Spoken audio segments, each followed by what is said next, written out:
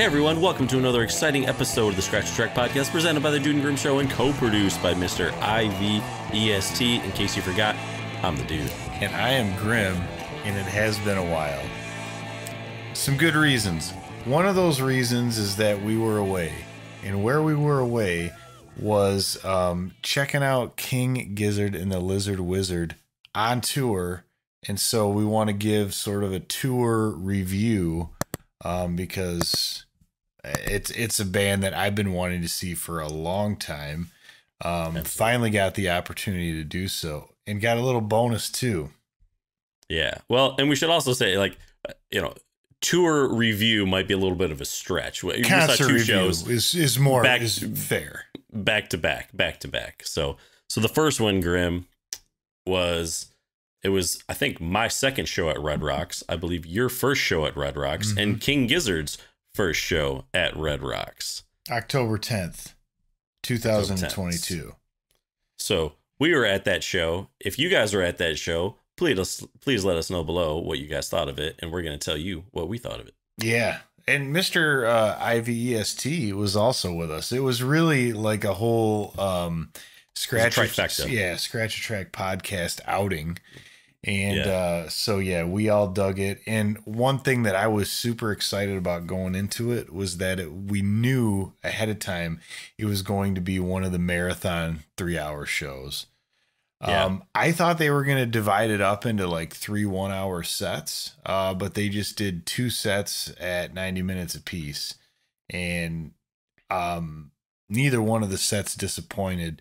But first off, man, I can't say that I've ever seen a band in a venue with better sound than that. Yeah, it's interesting. Again, this was like, I would say, my second show at Red Rocks. And I will say, going into it, you've always heard, oh, it sounds so good, the acoustics are this, and you're like, yeah, I mean, really, like, how good is it? Just because a lot of times you go to a live show, depending on how close you are, how far you are, man, it's just loud. Right? Yeah.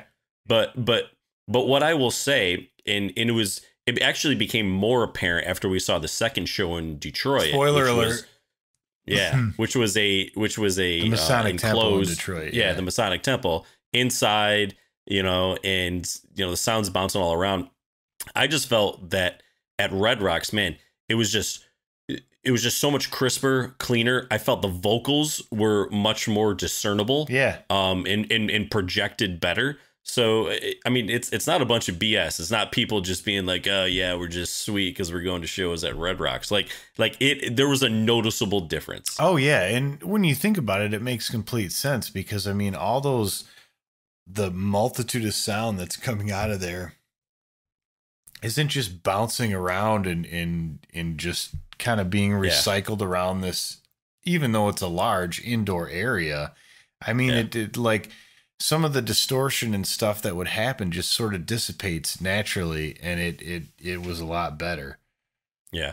Yeah. But I've even seen shows. I mean, I've seen plenty of shows and festivals like Lollapalooza, Outside Lands Festival, where you are outside. Yeah, you're right. And it's still not. And this still sounded way better than those shows. Yeah. Yeah. I'm not an acoustics engineer, so I couldn't tell you why, but it whatever they say is true. We'll just leave it at that.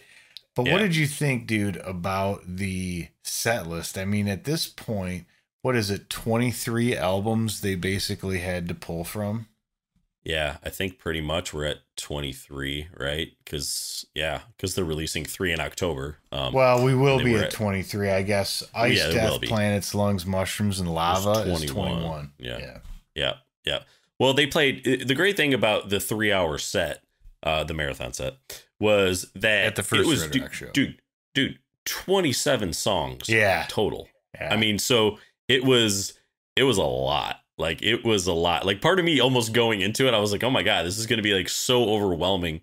And for me as a King Gizzard fan, I always say I have a hard time almost picking out like individual songs because I just put on their albums and I listen to the albums, and I'm just like, I'm not good with like naming their songs. Oh, you're one of those and stuff. People. Yeah, you're like, I'm just not good with the song names. Yeah, not gonna work here. No, but it's really hard because like I would say my favorite albums are like, you know, it's Polygon Wonderland, Nonagon Infinity, and while those have, you know, great songs, like when I put it on, man, I'm not really looking at the track list or anything like that, man. It's just plays. Album flows, and so that's like sort of a big thing for me. But yeah, man, I mean, dude, 27 songs. I feel like a lot of at least what I knew and what I wanted to hear, I heard. I thought it was a good mix of everything, at least of the albums that I knew. There were definitely songs that they played that I had no idea what, you know, what album it came off of or anything. But I liked, you know, overall, just everything they did. The energy they brought was just phenomenal. And it was phenomenal. Very positive.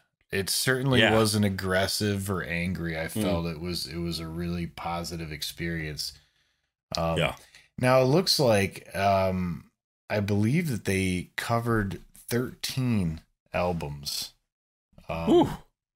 Songs off of 13 albums on there. That's now solid, one thing man. I have to say, and I don't know if this was your favorite part of the show or not, but that 3-song run that they did from Polygon Dwanaland of Inner Cell, Loyalty, and Horology. Now, it was kind of cool because they did play that same run at the second one that we went to, which was nice to hear again, just with that also being my favorite one of theirs. Yeah, it was so good. Yeah. I felt like the one they did at Red Rocks, though, was I felt like they actually jammed out and went a little longer. Oh, they may have. Personally, you know, but it's like and even you could tell, like when they got done, he like they were exhausted. Yeah, Because that's such a long jam. I mean, dude, they were probably playing for like, you know, 15 minutes and just boom, just going at it. Yeah, right? yeah, for sure. Now, another thing, especially off that first set that I really liked was the extended jam of the river. Now, I didn't pick this up, but apparently I picked up the teas for Wawa from Nonagon, but I didn't so much catch. I'd want to listen back now, but I wasn't expecting the Crumbling Castle tease. That was a song that would have been amazing to hear, just due to its length and everything. Yeah. But dude, just hearing the river itself, that's my favorite song on Quarters. I was very glad to hear that one. Yeah, and it's funny because you look up the set list, and again, it's one of those things, man, where like they're just playing and they're jamming and they're just like going in and out and transitioning into songs. So it's like, oh, they teased something. I'm like, well, shit, man, I missed it. You know, like, whoa, okay. Well, it's funny. So you brought up the river. Now, the song that they played before they did the intermission was Magma, and that was just first of all, the song itself, dude, that was just insanely intense. But also like the light show and the visuals they had going on at the same time. We didn't really talk about that yet, but man, the production and the sort of the video and just all that kind of like melting psychedelic effect that they kind of have going on. Yeah, I like how they seem to have that thing where it like shows a thing, like a sort of a frame of them, but then it just sort of like it's like the video version of a delay pedal. I mean, it kind of is. Now, I have to say, they did do a 3-song runoff, I believe, Murder of the Universe, which has typically not been, and that's just for some reason been one that I haven't got into as much. But, dude, my favorite part of the whole concert, I have to say, and I think I said something to IVEST about this because, dude, Trapdoor into Hot Water was for me insane. Like both of those songs I really wanted to hear because they just stick in my head. They're a couple of my favorites of theirs, but I did not expect to get both of them and then to get them back to back. It was like, but he's on the flute for both of them, so he kind of had a little run there where he was, because then they did Grim Reaper after that, and I don't know. It was ended with Planet B. But yeah, very cool how Stu's just playing the flute and kind of rocking out, and it just added such a nice element there, man. Yeah, it was really good. And it's funny, I feel like and maybe it's just what I've seen and read and stuff, but I think that people don't realize how much comes from the other members. Oh, 100%. Yes. Like Joey Walker's mullet and mustache he was somewhere between like Magnum PI and an 80s Coke dealer. I mean, like, it was incredible. Like, the look was amazing. Dude, the look was insane, man. And then they did do at least one, if not two, of kind of the rap songs of Omnium. Yeah, the Grim Reaper was like the one before the last. Okay, so Grim Reaper. And yeah, you're 100% right, man. Like, I guess my impression, and having not seen them live, I was like, oh, okay, yeah, it's King Gizzard, but it's going to be like the Stu McKenzie show. That's not it. No, it is not at all, man. Everybody else rocks out, pulls really hard, like man. I was like, wow, okay, this is it was just, dude, the energy and the positive energy. It was really next level. Yeah, it really was. Now, another highlight for me was, I guess, another spoiler alert, but off the, I suppose Laminated Denim came out right before that concert, but the more full album of Ice, Death, Planets, etc.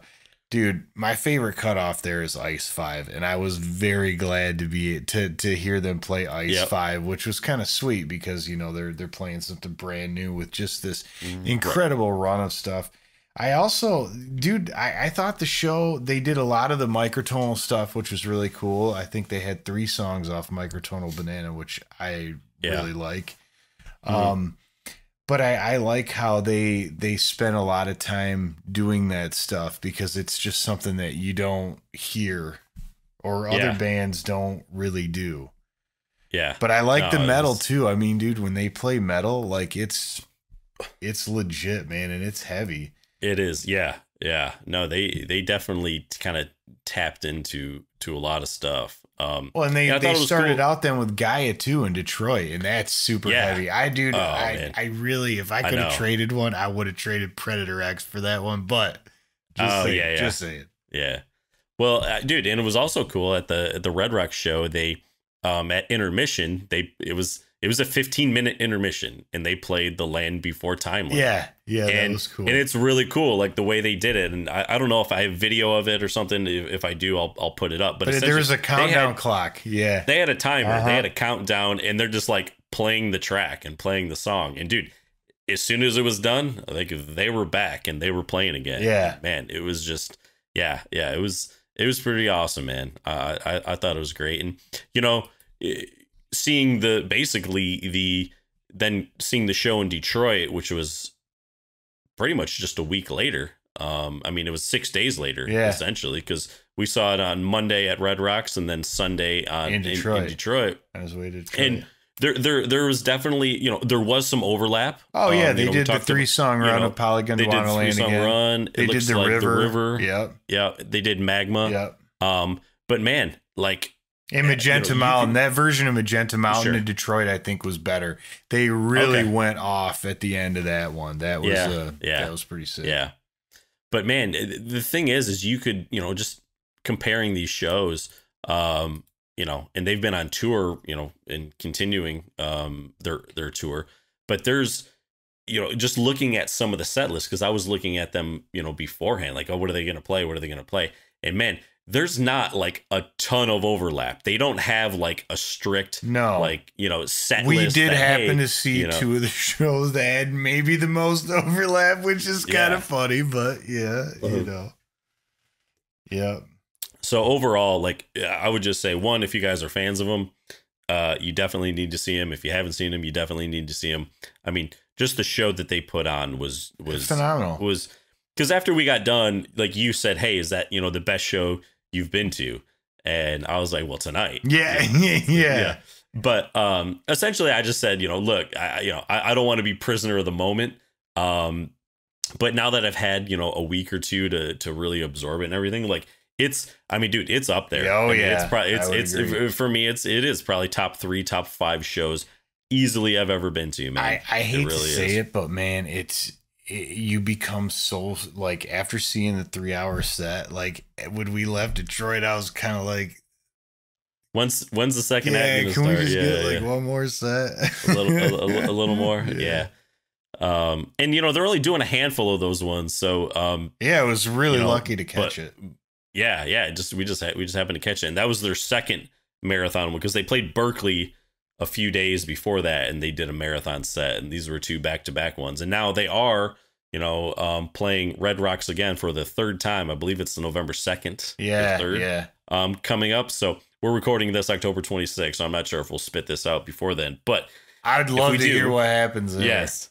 And somebody is like, hey man, I found some, tickets, or I was able to go, like, or, you're thinking about it, man. Like, just do it. You're not gonna regret it. No, like, it's just not gonna happen. You're not gonna regret it. No, like, subscribe, and comment below. But yeah, overall, man, I mean, I just thought it was amazing. I can't wait for them to tour the U.S. again. I'm sure they'll probably have, by the time they come back around again, they'll probably have another like 10 albums out, I'm sure. So it'll be a brand new set list. They probably won't even play any of the songs that they already played. So